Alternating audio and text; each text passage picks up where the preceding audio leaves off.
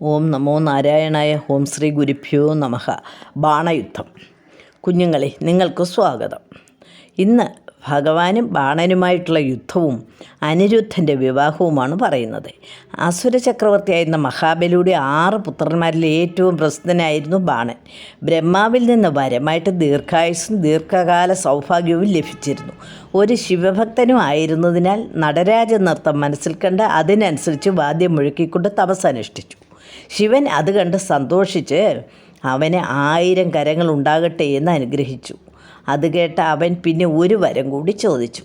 പരമശിവൻ പാർവതി സമേതം പരിവാരങ്ങളോടുകൂടി അവൻ്റെ കോട്ടവാതുക്കൽ നിത്യവും കാവൽക്കാരായി നിൽക്കണമെന്ന് പറഞ്ഞു. നിവർത്തിയില്ലാതെ വരം നൽകിയിട്ട് ശിവനും ഭാര്യയും പുത്രന്മാരും ഭൂതഗണങ്ങളുമായി വന്ന് കാവൽക്കാരായി നിന്നു. ഒരു ദിവസം ബാണൻ ശിവനോട് പറഞ്ഞു, ഈ കൈകൾ എനിക്ക് ഭാരമാണെന്ന്. നീ പേടിക്കേണ്ട, നിൻ്റെ അഹങ്കാരം തീർക്കാനും കരങ്ങൾ വെട്ടിമുറുക്കാനും ഒരു പുരുഷൻ ജനിച്ചിട്ടുണ്ട്. നിൻ്റെ കൊടിമരം ഒടിയുന്ന ദിവസം അദ്ദേഹം എത്തുമെന്ന് ശിവൻ പറഞ്ഞു. അന്ന് തൊട്ട് കൊടി ഒടിയുന്നുണ്ടോ എന്ന് രഹസ്യമായി നോക്കും. ഇവൻ്റെ അഹങ്കാരം തീർക്കണമെന്ന് ശ്രീകൃഷ്ണനും വിചാരിച്ചു.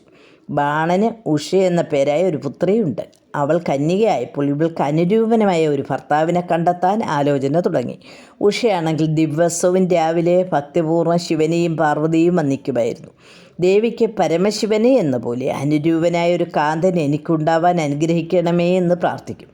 ഉഷയുടെ പ്രാർത്ഥന കേട്ട് ദേവി അവളെ അനുഗ്രഹിച്ചു.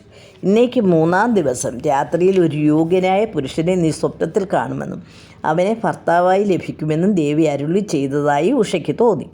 അതുപോലെ തന്നെ 3-ാം ദിവസം സുന്ദരനായ ഒരു പുരുഷനുമായിട്ട് രമിക്കുന്നതായി ഉഷ സ്വപ്നം കണ്ടു. ബാണൻ്റെ മന്ത്രിയായ കുംഭാണ്ഡൻ്റെ പുത്രി ചിത്രലേഖ അടുത്ത് കിടക്കുകയായിരുന്നു. ഉഷയുടെ ഉറ്റ തോഴിയായിരുന്നു ചിത്രലേഖ. അവൾ ഉഷയുടെ ചേഷ്ടകൾ കണ്ട് കാര്യം ചോദിച്ചപ്പോൾ ഉഷ സ്വപ്നം കണ്ട വിവരം പറഞ്ഞു. അവനെ പിരിഞ്ഞ് ഉഷ ഒരിക്കലും ജീവിക്കത്തില്ല എന്ന് പറഞ്ഞപ്പോൾ എവിടെയുണ്ടെങ്കിലും അയാളെ ഞാൻ കൊണ്ടുവരാമെന്ന് ചിത്രലേഖ വാക്കുകൊടുത്തു.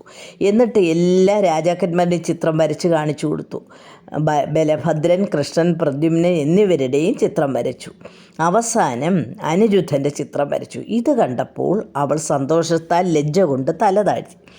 ഇത് തന്നെന്ന് പറഞ്ഞപ്പോൾ ഉടൻ തന്നെ യോഗസിദ്ധിയുള്ള ചിത്രലേഖ ആകാശമാർഗ്ഗം ദ്വാരകയിൽ പോയി ഉറങ്ങിക്കിടന്ന അനിരുദ്ധനെ എടുത്തു കൊണ്ടുവന്ന് സഹിക്ക് കൊടുത്തു.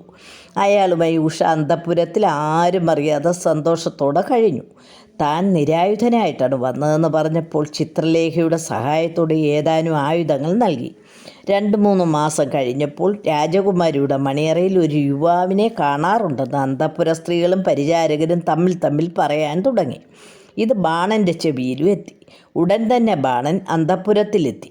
ബാണനെയും ഭടന്മാരെയും കണ്ടപ്പോൾ അനിരുദ്ധൻ ഒരു പരിചയമെടുത്ത് ആക്രമണം തുടങ്ങി. ഭടന്മാരെ എല്ലാം തോൽപ്പിച്ച് ഓടിച്ചു. അവസാനം ബാണൻ അവനെ നാഗപാശത്താൽ ബന്ധിച്ചു. ഇത് കണ്ട ഉഷ സർവ്വ അപരാധങ്ങളും പൊറുക്കണമെന്നും അദ്ദേഹം നിരപരാധിയാണെന്നും കരഞ്ഞപേക്ഷിച്ചു.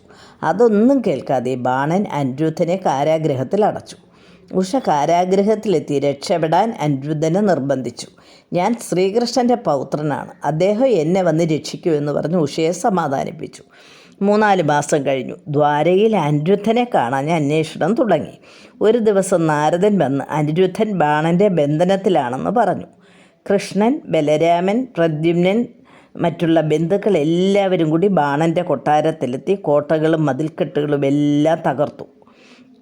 ബാണൻ്റെ സൈന്യവുമായിട്ട് യുദ്ധവും തുടങ്ങി. ബാണൻ്റെ കാവൽക്കാരായി ശിവനും ഭൂതഗണങ്ങളും ബാണനു വേണ്ടി കൃഷ്ണൻ്റെ സൈന്യത്തോട് എതിരിട്ടു. യുദ്ധം കാണാൻ ദേവന്മാരും അസ്ത്രസ്ത്രീകളും എല്ലാം ആകാശത്ത് നിരന്നു.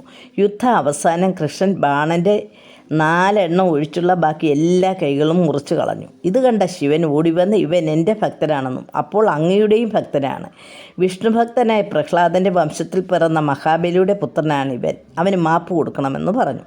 കാവൽക്കാരനായ അങ്ങ് ഈ അഹങ്കാരിക്ക് മാപ്പ് നൽകണമെന്ന് പറയുന്നത് അങ്ങയുടെ ഭക്തരിലുള്ള വാത്സല്യം കൊണ്ടാണ്. അത് ഞാൻ ആദരിക്കുന്നു. അതുകൊണ്ട് അവനെ വെറുതെ വിട്ടു. ഉടൻ ബാണൻ അപരാധങ്ങൾ പൊറുക്കണമെന്ന് പറഞ്ഞ് ഭഗവാനെ നമസ്കരിച്ചിട്ട് അനിരുദ്ധനെയും ഉഷയെയും തേരിലേറ്റി കൊണ്ടുവന്ന് കൊടുത്തു. ഭഗവാൻ എല്ലാവരുമായി ദ്വാരകയിലെത്തി അനിരുദ്ധൻ്റെയും ഉഷയുടെയും വിവാഹം ആഡംബരപൂർവ്വം നടത്തി. കുട്ടികളെ, ഈ കഥ നിങ്ങൾക്ക് മനസ്സിലായല്ലോ. ദൈവമാണെങ്കിൽ ശിവൻ ആലോചിക്കാതെ വരം നൽകിയതിനാൽ ബാണൻ്റെ കാവൽക്കാരനായിട്ട് നിൽക്കേണ്ടി വന്നു.